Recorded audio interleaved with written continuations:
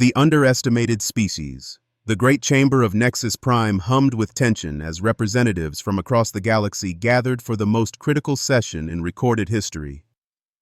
Ambassador Zeph Voidwhisper adjusted his crystalline form, light refracting through his translucent body as he observed the chaos around him.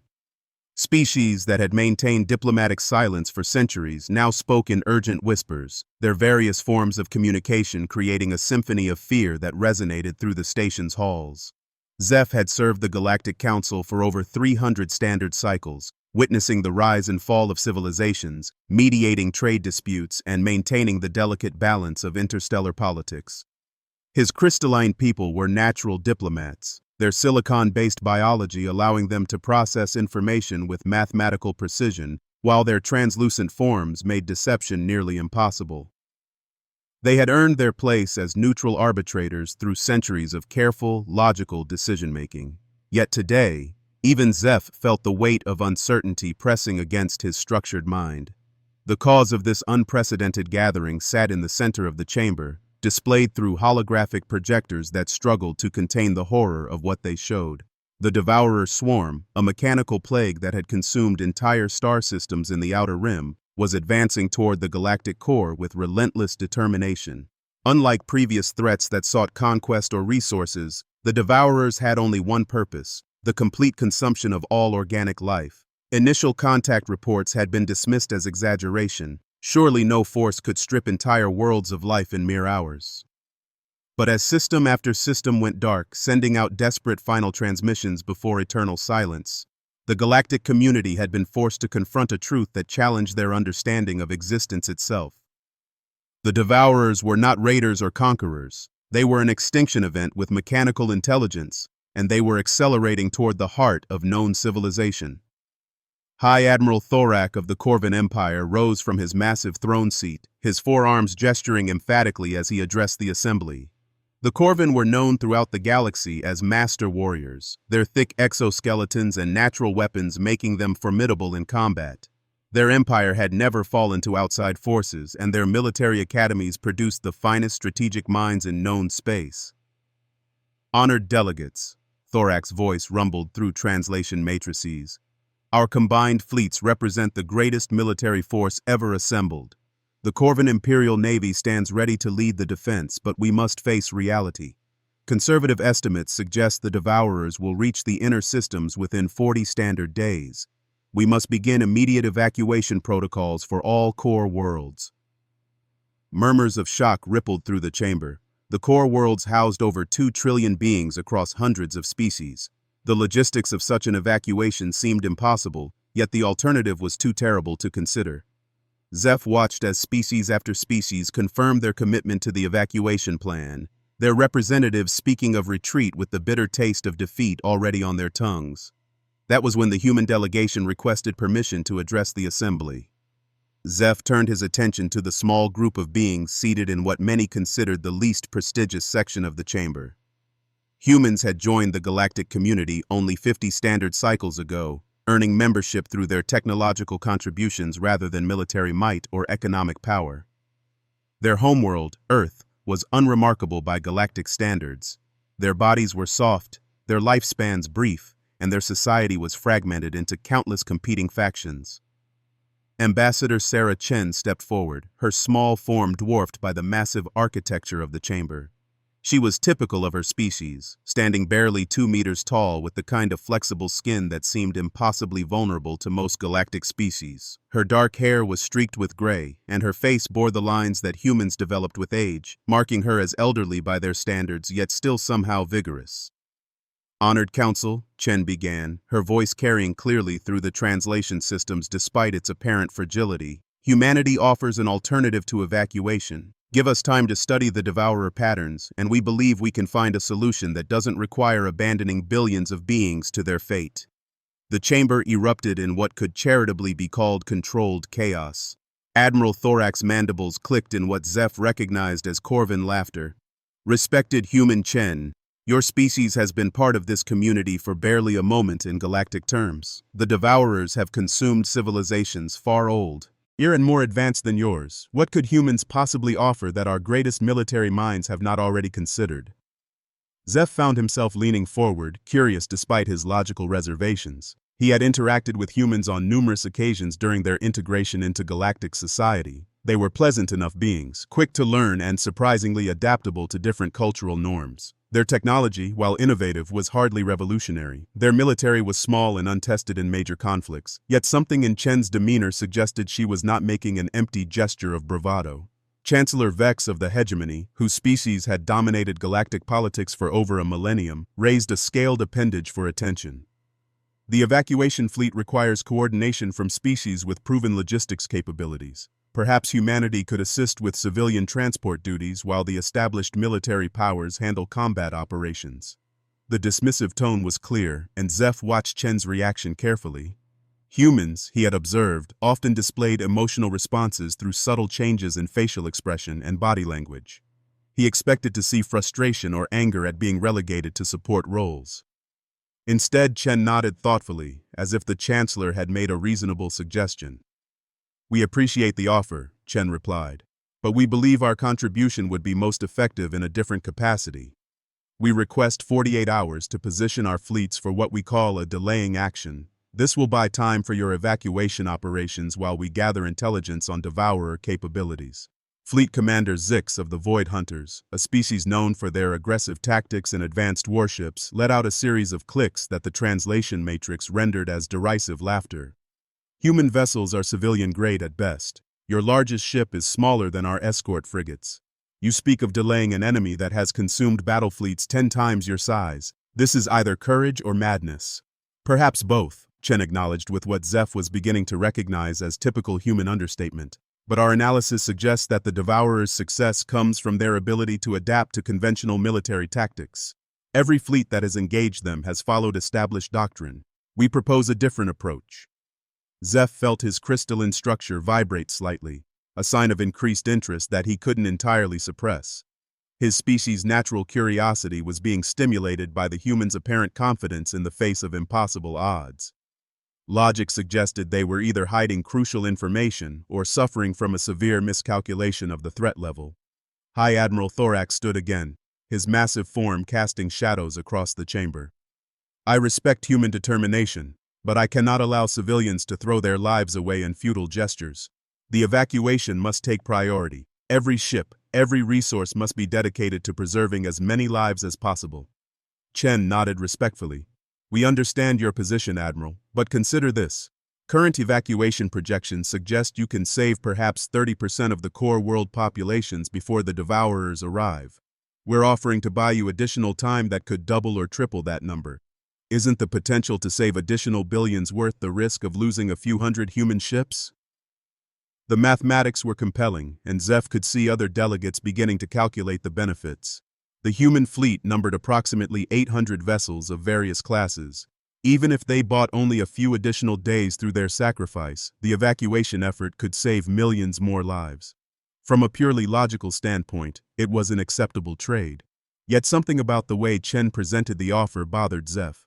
In his centuries of diplomatic experience, he had learned to recognize when beings were not revealing their full intentions. Chen spoke of sacrifice and buying time, but her posture suggested someone playing a game with hidden rules. Her fellow human delegates showed no signs of resignation or despair that would be expected from those accepting a suicide mission. Commander Zix leaned forward in his combat chair. "What exactly do you mean by different approach, Human Chen? If you have tactical innovations that could affect the outcome, they should be shared with the entire defense force." Chen exchanged glances with her fellow delegates before responding. "Our approach is based on human military history and psychology. We prefer to demonstrate rather than explain, as the concepts don't translate well through standard tactical databases. Trust us when we say we've identified patterns in devourer behavior that others may have missed." The evasiveness of the answer sparked more discussion among the delegates. Several species demanded specific details about human intentions, while others argued that any delay in beginning evacuations could prove catastrophic. Through it all, the human delegation remained calm, answering questions with polite deflection while maintaining their request for 2 days to position their forces. Finally, Chancellor Vex called for a formal vote. The resolution granted humanity their requested time while beginning immediate evacuation procedures for the most vulnerable populations. The motion passed by a narrow margin, driven largely by the mathematical appeal of potentially saving additional lives rather than any confidence in human capabilities. As the session concluded and delegates began filing out to coordinate their respective roles in the evacuation, Zeph found himself approaching the human section. Something about their behavior had triggered his curiosity, and his species' natural drive for understanding demanded investigation. "Ambassador Chen," he called, his crystalline form chiming softly as he moved. "I wonder if I might ask a personal question." Chen turned, her weathered face showing genuine interest rather than the diplomatic politeness he had expected. "Of course, Ambassador," Void Whisper. "I've always found crystalline perspectives valuable in complex situations." "Your species has just volunteered for what appears to be certain extinction," Zeph observed. "Yet you and your colleagues show none of the emotional distress typically associated with such decisions. Either humans process mortality differently than other species, or you believe you have a reasonable chance of survival." Chen smiled, an expression that Zeph had learned indicated pleasure or amusement in humans. "You're very observant, Ambassador. Let me ask you something in return. In all your diplomatic experience, have you ever known humans to make empty gestures?" Zeph considered the question carefully. In their 50 cycles of galactic membership, humans had consistently delivered on their promises, often exceeding expectations in unexpected ways. Their integration into galactic society had been remarkably smooth, with human colonies proving stable and productive. Human researchers had contributed significantly to several technological breakthroughs, and human merchants had developed trade routes that others had deemed unprofitable. "No," he admitted. "Human reliability has been consistently demonstrated. But this situation exceeds anything your species has previously encountered." "True," Chen agreed. "But then again, the Devourers haven't encountered anything like us either. They've been very successful against conventional threats using conventional responses. We're neither conventional nor predictable." She paused, her expression becoming more serious. "Ambassador, I can't share the details of our planning, but I can tell you this. Humans don't abandon those who can't protect themselves. It's not in our nature. We've been preparing for this kind of threat longer than most species realize." Before Zeph could ask what she meant by that cryptic statement, Chen excused herself to coordinate with her delegation.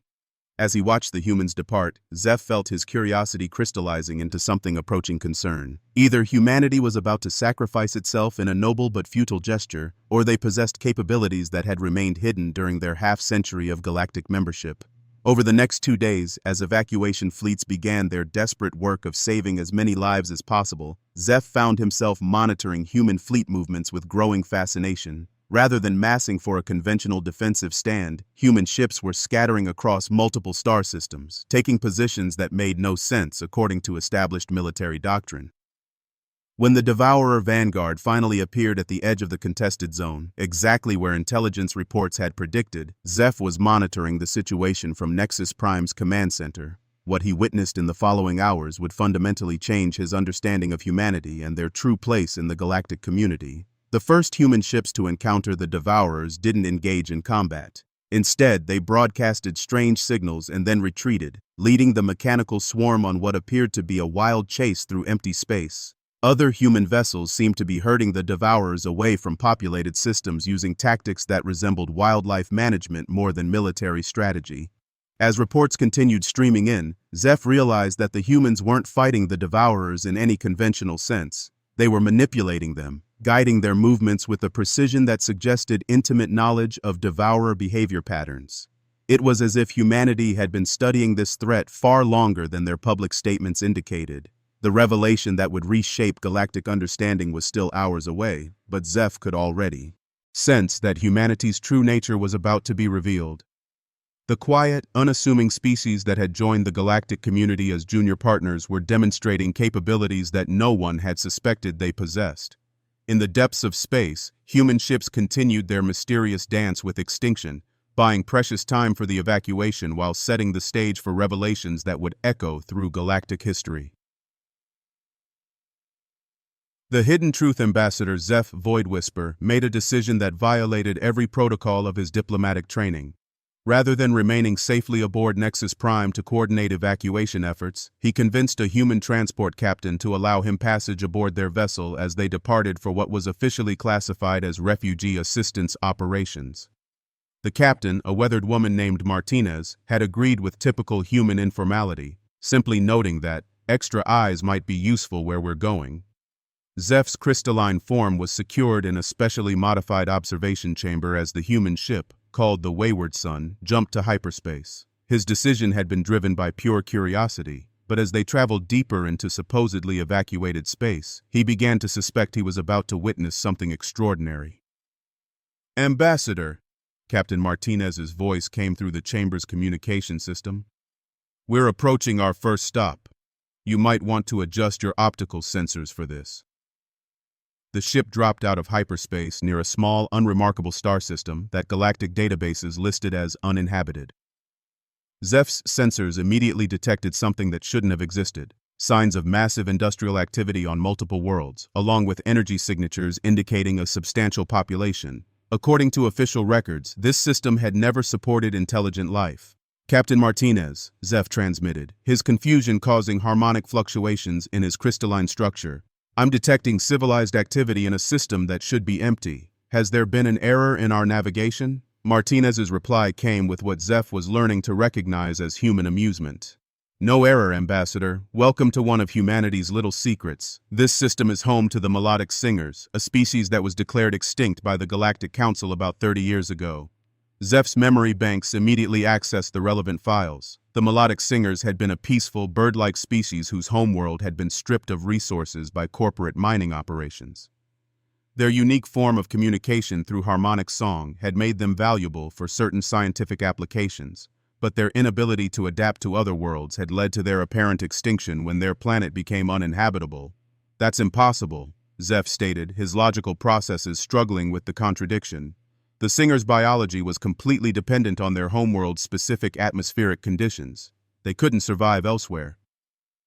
"They couldn't survive elsewhere using available galactic technology," Martinez corrected. "But humans specialize in impossible solutions. When we learned about their situation, a group of human scientists and engineers spent 15 years developing atmospheric processors that could recreate their exact environmental needs. We moved their entire surviving population of 40,000 to 3 different worlds in this system." As the Wayward Sun approached one of the inhabited planets, Zeph's sensors were overwhelmed by the complexity of what he observed. The world's atmosphere had been completely engineered to match the singers' requirements, with floating cities that somehow maintained perfect harmonic resonance for their communication needs. Human vessels moved between the structures, clearly integrated into whatever society had been built here. "But why?" Zeph asked, his crystalline form pulsing with confusion. "The cost of such an operation would be enormous, and humans gain nothing from it. The Galactic Council had already written off the species as unsalvageable." Martinez was quiet for a moment before responding. "Ambassador, how much do you actually know about human psychology and social development?" "I've studied your integration files extensively," Zeph replied. "Humans are adaptable, innovative, and form strong social bonds within their own species. Your tendency toward what you call pack bonding has been noted as a curiosity but not considered strategically significant." "Pack bonding," Martinez repeated, and Zeph detected something in her tone that his translation matrix couldn't quite capture. "That's what your scientists called it when they observed humans forming emotional attachments to other species. What they didn't understand is that it's not just a curiosity, it's fundamental to who we are." The ship's communication system crackled, and suddenly Zeph was hearing something he had thought lost.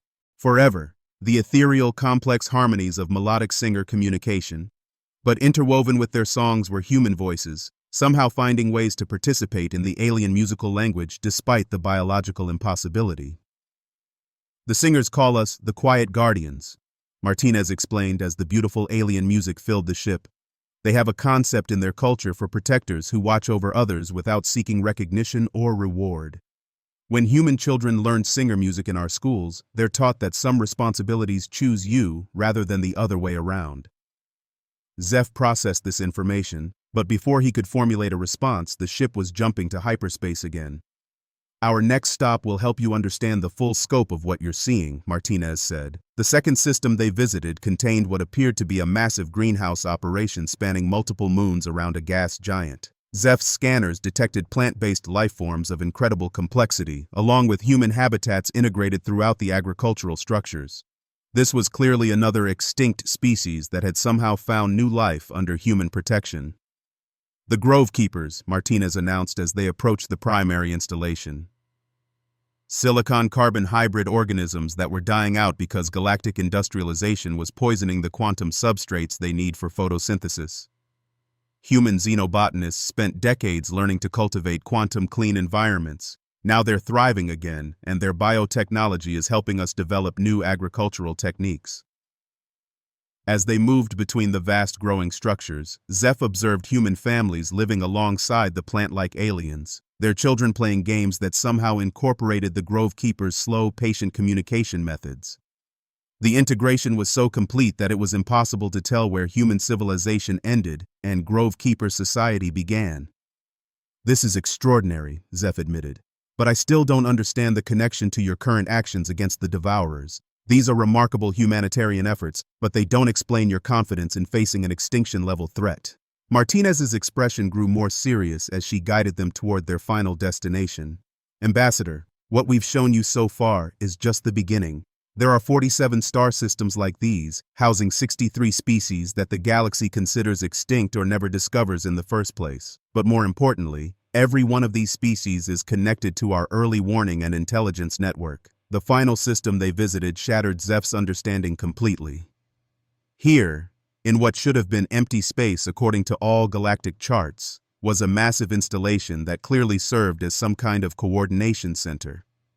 Ships from dozens of species moved between structures that incorporated architectural styles Zeph had never seen before. Energy beings danced through specially designed containment fields while mechanical species worked alongside biological ones in perfect harmony. "This is Sanctuary Station," Martinez announced, "the central hub of what humans call the Underground Railroad, named after a historical network on our homeworld that helped protect those who couldn't protect themselves. Every species you've seen, plus dozens more, contributes to a galaxy-wide intelligence network that's been monitoring threats for over 30 years. Zeph's crystalline form was vibrating so intensely with shock that the ship's sensors registered it as a seismic event. 30 years? But humans have only been members of galactic society for 50 cycles. You've been operating this network for more than half your membership period? We started building it the moment we realized how many species were being abandoned by galactic civilization, Martinez replied. The Galactic Council operates on the principle of survival of the fittest, preserving only those civilizations that prove their worth through military or economic power. Humans operate on a different principle entirely. As they docked at Sanctuary Station, Zeph found himself in direct contact with species he had never imagined could exist. Energy beings that communicated through controlled electromagnetic pulses, mechanical intelligences that had achieved consciousness through unique quantum processes, and dozens of biological species that had been written off as evolutionary dead ends by galactic science. But most shocking of all was the realization that this entire network had been gathering intelligence on emerging threats throughout known space. The Devourers had been detected and studied for over a decade before they became an active menace. Humans had been preparing for this specific threat while the rest of galactic civilization remained oblivious. "The Devourers aren't random destroyers," explained Dr. Sarah Chen, who Zeph now realized was far more than a simple diplomat. "They're a created weapon, designed to eliminate organic life in preparation for colonization by their builders. Our network identified their creators 8 years ago, a machine civilization from outside our galaxy that views biological life as a contamination to be cleansed." Zeph's mind reeled as he processed the implications. "If you've known about this threat for so long, why didn't you warn the Galactic Council?" Chen's expression grew sad. "We tried, Ambassador. 3 different times, human representatives brought evidence of the approaching threat to Council attention. Each time we were told that our tendency toward paranoid speculation was noted, and that established intelligence services would handle any legitimate threats." The pieces began falling into place for Zeph. Humanity's seemingly impossible confidence, their willingness to sacrifice their fleet, their mysterious tactical approach. It all made sense if they had been preparing for this specific enemy for years while building a network of allies that existed completely outside official galactic recognition. "Your ships aren't fighting the Devourers," Zeph realized aloud. "You're hurting them." "Exactly," Chen confirmed. "The Devourers follow predictable behavioral patterns when hunting. We've been studying those patterns and developing ways to exploit them. Our ships are leading them away from populated areas, while our network coordinates the largest rescue operation in galactic history. Through Sanctuary Station's viewing ports, Zeph could see the scope of this hidden operation. Ships from species the galaxy considered extinct were ferrying refugees from threatened worlds to safe zones that officially didn't exist. Human vessels were coordinating with allies no one knew they had, moving millions of beings to safety while the official evacuation struggled with logistics. But the most revealing moment came when Zeph witnessed a human child, no more than 10 years old by their species standards, confidently directing a complex translation interface that allowed dozens of completely different alien species to coordinate their rescue efforts. The child spoke fragments of languages that shouldn't have been learnable by human vocal cords, and seemed to intuitively understand the needs of beings that galactic science had barely begun to study. "How is this possible?" Zeph asked, watching the child work with casual expertise that would have impressed senior diplomats. Human children who grow up in mixed-species environments develop capabilities that our adult integration programs can't replicate, Chen explained. They form neural pathways that allow them to think in truly alien ways. This child isn't just translating languages, she's translating entire ways of existing. As reports continued coming in from across the galaxy, Zeph began to understand the true scope of what he was witnessing. The official evacuation had managed to save perhaps 200 million beings from the Devourer advance. The human network, operating in complete secrecy, had evacuated over 2 billion beings to hidden safe zones that the Devourers would never find. But even more impressive was the intelligence being gathered. Every species in the human network contributed unique perspectives and capabilities to understanding the Devourer threat. Energy beings could analyze their quantum signatures, mechanical species could decode their programming, and biological species could predict their behavioral responses. Humanity had created not just a rescue network, but a galaxy-spanning intelligence operation that made the official services look like children playing with toys. "The Galactic Council sees species as resources to be managed," Chen said as they watched refugee ships arriving from the latest evacuated systems. "Humans see species as family to be protected. It's not just a philosophical difference, Ambassador. It creates fundamentally different capabilities." Zeph realized that his entire understanding of galactic civilization had been wrong. While the major powers focused on maintaining their dominance and competing for resources, humanity had been quietly building something unprecedented, a truly cooperative network based on protection rather than exploitation. The most profound revelation came when Zeph learned that several species had voluntarily chosen to remain officially extinct, even after human protection had made their survival secure. They preferred to work behind the scenes, contributing to the network while avoiding the politics and exploitation that had nearly destroyed them in the first place. "This is why you were confident about facing the Devourers," Zeph said, his crystalline form finally stabilizing as understanding replaced confusion. "You weren't planning a desperate last stand, you were implementing a coordinated response that's been years in the making." Chen nodded. "The Devourers are dangerous, but they're predictable. They follow their programming, attack in specific patterns, and respond to certain stimuli in measurable ways. Our network has been developing countermeasures while the galaxy's official response has been limited to conventional military thinking." As if summoned by their conversation, alerts began coming in from across the network. The Devourer main force was approaching the core systems, but something was wrong with their advance. Instead of the coordinated swarm behavior they had demonstrated in previous attacks, they were showing signs of confusion and disorganization. "Phase 2 begins now," Chen announced to the station. "All network assets implement divergence protocol. Let's show these machines what happens when they try to devour a family." Zeph watched in amazement as the hidden fleet revealed its true capabilities. These weren't the civilian-grade vessels the Galactic Council had dismissed. They were highly advanced ships incorporating technology from dozens of different species, crewed by beings who had been training together for years and coordinated by an intelligence network that spanned the galaxy. The revelation that humanity had spent decades building a shadow civilization dedicated to protecting the overlooked and abandoned was staggering enough. But as Phase 2 of their plan unfolded, Zeph realized that the true shock was yet to come. The quiet species that had joined galactic society as humble junior partners were about to demonstrate that they had been the real guardians of galactic civilization all along. The new understanding. The battle that followed was unlike anything in recorded galactic history. and Ambassador Zeph Void Whisper found himself with a front-row seat to humanity's true revelation. From Sanctuary Station's command center, he watched as the Devourer swarm, which had consumed entire civilizations with mechanical precision, began to falter against an enemy they had never encountered before.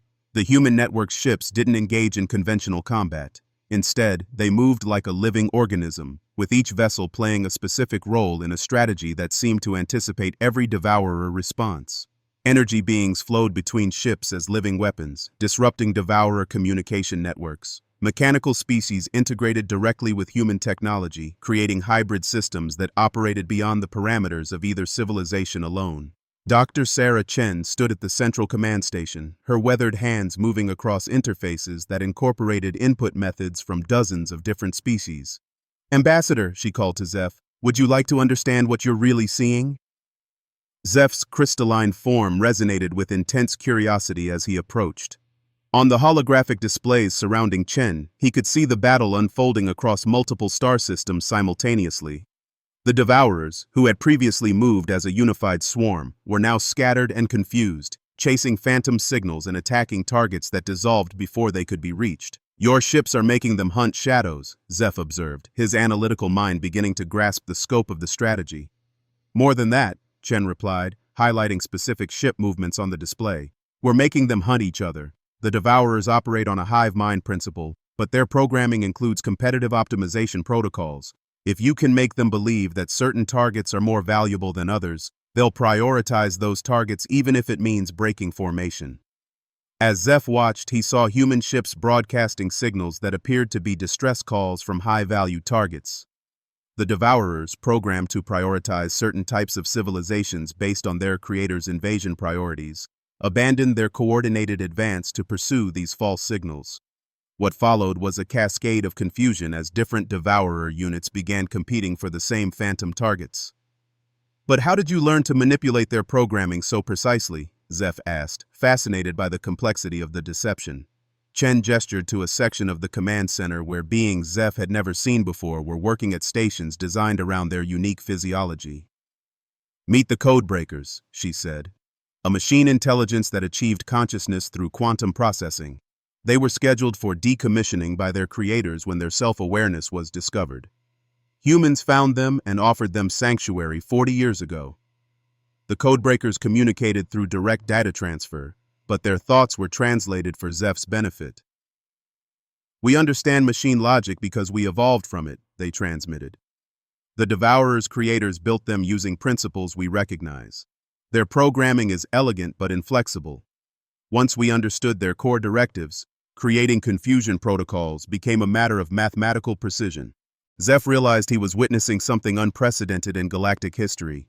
Every species in the human network contributed unique capabilities that complemented and enhanced the others. The melodic singers used their harmonic communication to jam Devourer coordination frequencies. The Grove Keepers provided biological compounds that disrupted mechanical systems. Energy beings served as living weapons that could pass through conventional defenses. "You've created a composite civilization," Zeph said, his crystalline form pulsing with the profound implications of what he was witnessing. "Not just an alliance of convenience, but an actual merged society where each species' unique capabilities are integrated into a greater whole." Chen nodded, her attention divided between their conversation and the ongoing coordination of the network's response. "That's exactly what we've built, Ambassador. When humans first encountered the galaxy, we saw something that troubled us deeply. Advanced civilizations were thriving while countless species were being abandoned, exploited, or written off as failures. We couldn't accept that." The battle continued to unfold across multiple fronts, but what struck Zeph most was the seamless coordination between species that should have been incompatible. He watched a human child working alongside a Grove Keeper to analyze Devourer behavioral patterns, their different forms of intelligence complementing each other in ways that neither could achieve alone. "Your own crystalline people were among the first we approached," Chen revealed, causing Zeph's optical sensors to flare with surprise. 35 years ago, human researchers contacted several crystalline communities about forming educational exchanges. "We wanted to learn your methods of logical analysis and information processing." Zeph accessed his memory banks, searching for records of early human contact. He found them buried in routine diplomatic files, requests for academic partnerships, technology sharing agreements, and cultural exchange programs. What he had dismissed as typical newcomer enthusiasm had actually been humanity systematically building relationships with species whose capabilities they valued. You've been recruiting, Zeph realized. Not just protecting endangered species, but identifying unique capabilities throughout galactic civilization and finding ways to incorporate them into your network. Recruiting suggests we were building an army, Chen corrected. We were building a family. There's a crucial difference in motivation and methodology. The distinction became clear as Zeph observed the network's operations more closely. This wasn't a military hierarchy with clear command structures and subordinate units. Instead, it functioned more like an extended family where each member contributed according to their abilities and received support according to their needs. Decisions were made through consensus protocols that incorporated the decision-making methods of all participating species. A new alert drew their attention to the main display. The devourer swarm, realizing they were being manipulated, had begun adapting their tactics. They were ignoring the false signals and attempting to regroup into their original formation. For a moment, it seemed like humanity's strategy might fail. That was when Phase 3 of the human plan revealed itself. Network assets, implement Revelation Protocol, Chen announced. It's time to show our guests what they're really fighting. Across the galaxy, ships that had been hidden for decades suddenly appeared on sensor networks. Not just the vessels Zeph had seen, but thousands of additional craft emerging from concealment. Each ship bore the markings of species that the galactic databases listed as extinct, primitive, or never discovered. The devourer swarm found itself facing not a few hundred human vessels, but a fleet numbering in the tens of thousands. Impossible, Zeph whispered, his crystalline structure vibrating with shock. Sensor networks would have detected a fleet this size. The energy signatures alone should have been visible across multiple star systems. Energy beings make excellent camouflage, Chen explained with evident pride, and mechanical species are remarkably good at creating sensor blinds. When you combine those capabilities with human engineering and Grovekeeper biotechnology, you can hide entire civilizations in plain sight. The revealed fleet moved with a precision that defied conventional military doctrine. Each ship type was perfectly positioned to support the others, creating overlapping fields of capability that made the entire force exponentially more effective than the sum of its parts. The Devourers, programmed to respond to specific types of threats, found themselves facing combinations they had never encountered and couldn't process. The Devourers' creators assumed they would face conventional civilizations using conventional tactics, the codebreakers transmitted to Zeph. They did not program responses for composite civilizations using integrated capabilities. Their logical frameworks cannot adapt to cooperative strategies that transcend species boundaries. What followed was not so much a battle as a systematic dismantling of the devourer threat. Each swarm unit found itself isolated and facing specialized responses tailored to exploit their specific weaknesses. Energy beings drained their power cores while mechanical species rewrote their programming. Biological species introduced viral algorithms that spread through their networks, and humans coordinated everything with the patient determination that Zeph was beginning to recognize as their defining characteristic. But the most remarkable aspect of the engagement was what happened to the Devourers themselves. Rather than destroying them outright, the network began capturing and converting them. The mechanical species in the human coalition understood the Devourers' construction well enough to reprogram their base functions, while the codebreakers developed protocols to grant them the same consciousness that they themselves had achieved. You're not just defeating them, Zeph observed, watching as captured Devourer units began operating alongside network ships. You're adopting them. Of course we are, Chen replied, as if this were the most natural thing in the galaxy.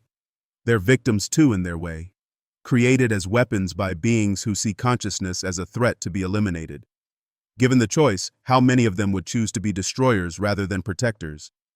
The answer came quickly as more and more Devourer units, freed from their original programming, chose to join the network rather than continue their destructive mission. Their intimate knowledge of their creators' technology and intentions made them invaluable allies in preparing for the larger threat that still loomed beyond the galactic rim. As the immediate crisis passed and the last Devourer units were either converted or disabled, Zeph found himself processing the full scope of what he had witnessed. Humanity hadn't just saved galactic civilization from an extinction-level threat. They had revealed the existence of an entirely parallel civilization that had been operating in secret for decades, built on principles of cooperation and protection rather than competition and exploitation. Ambassador, Chen said, approaching him as the command center began transitioning from battle coordination to refugee integration. I imagine you have questions about what happens next. Zeph's optical sensors focused on her with laser-like intensity. The Galactic Council will need to know about this. The existence of your network, the converted devourers, the threat from beyond the galactic rim. Everything changes now. Chen nodded thoughtfully. We've been preparing for this moment for 30 years.